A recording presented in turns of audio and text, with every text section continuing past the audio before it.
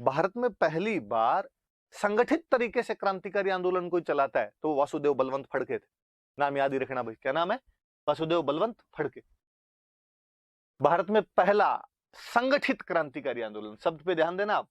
उससे पहले कोई हो सकता है इक्का दुक्का घटना और भी हो, और आप में से कोई वो एक घटना देख बाद में कहे सर एक ये भी और के हो सकती है, पर लोगों को मैनेज करके, लोगों को ऑर्गेनाइज करके यदि किसी ने पहली बार बड़े तौर पर ऐसी गतिविधियां करनी शुरू की थी तो उनका नाम वासुदेव बलवंत फड़के था। रेल की पटरियां, टेलीफोन के तार उखाड़ने का काम गुर्जरों ने नहीं सिखाया है, इससे बहुत पहले फड़के कर गया था। बाद में तो हमने उस कंटिन्यूटी के अंदर ही ये सब किया है, बाकी फड़के ये काम पहले से कर रहा था, उसी ने सबसे पहले ये काम किए थे कि साहब ये कर दिया जाए। अब तो अपने मिला हुआ है, हथियार मिला हुआ है कि जिसको भी कोई मांग मनवानी है अपने ये काम कर दिया जाए। तो पहले हम अंग्रेजों के खिलाफ क्या करते थे, अब ये करते, अब अपने वीर गुर्जर क्रांतिकारी है सारे के साथ। तो वासुदेव बलवंत फड़के संगठित क्रांतिकारी आंदोलन 1870 के दशक में। हम जब महाराष्ट्र की बात कर रहे हैं तो इनका हेडक्वार्टर कहां हो सकता है, तो महाराष्ट्र की राजधानी बॉम्बे, तो इनका हेडक्वार्टर कहां हुआ करता था, बॉम्बे।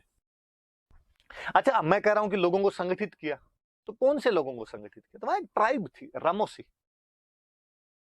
रामोसी ट्राइब थी, और रामोसी ट्राइब के लोगों को इन्होंने संगठित किया था, उनको साथ में लेकर आंदोलन किया था। क्या ऑब्जेक्टिव, क्या चाहते हो आप लोग? क्या हम हिंदुओं का राज्य स्थापित करना चाहते हैं? मुझे लगता है मराठों में ये भावनाएं थोड़ी ज्यादा है।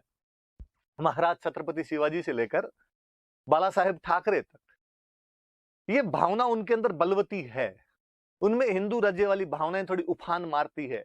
वो भले हम तिलक का शिवाजी महोत्सव और तिलक के गणपति महोत्सव के अंदर देखते हो, पर मराठों में ये थोड़ी हिंदू अस्मिता की बातें ज्यादा है, और फड़के भी यही बात कर रहा था, और फड़के कह रहा था कि हिंदू राज्य की स्थापना करेंगे। मुझे याद है 2014 में भाई की गवर्नमेंट आई थी, उसी साल असिस्टेंट कमांडेंट का एग्जाम हुआ था, और उसमें क्वेश्चन पूछ लिया गया था, इनमें से कौन से क्रांतिकारी का मुख्य लक्ष्य हिंदू राज्य की स्थापना करना था?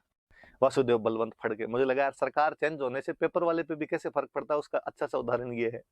वरना बहुत पहले जब कांग्रेस की गवर्नमेंट हुआ करती थी तो एक बार क्वेश्चन पूछा है कि राणा प्रताप भारत का सबसे बड़ा गद्दार था क्योंकि अकबर भारत को एक करना चाहता था तथा राणा प्रताप उसमें रोड़ा बना हुआ था। कथन का आलोचनात्मक मूल्यांकन कीजिए। स्टूडेंट मर गया, फेवर में लिखे तो मरा, विपक्ष में लिखे तो मरे। किधर क्या लिखा जाए समझ में और नहीं आता कि अगला चाहता क्या है, पर कम से कम पेपर बनाने वाले की मनोवृत्ति तो झलकती है कि वो साबित क्या करना चाहता है, आपके दिमाग में बिठाना क्या चाहता है कम से कम। और इधर जब हम हिस्ट्री पढ़ते तो हम हमेशा पढ़ते कि मिडाइवल के किसी भी शासक की बुराई नहीं करनी है। जितने भी मिडाइवल में रूलर हुए, भले वो मुगल काल के भले सल्तनत काल के, उनको जस्टिफाई करना है कैसे न कैसे।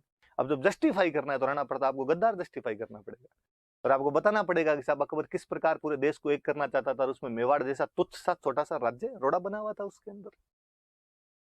आइडियोलॉजी का फर्क है, कोई उस आइडियोलॉजी को माने, कोई इसको माने। पर ये याद रखना, इस बहाने याद रहेगा कि क्वेश्चन पूछा हुआ है कि कौन से क्रांतिकारी का मुख्य लक्ष्य हिंदू राज्य की स्थापना करना था, तो क्रांतिकारी कौन था? वासुदेव बलवंत फड़के।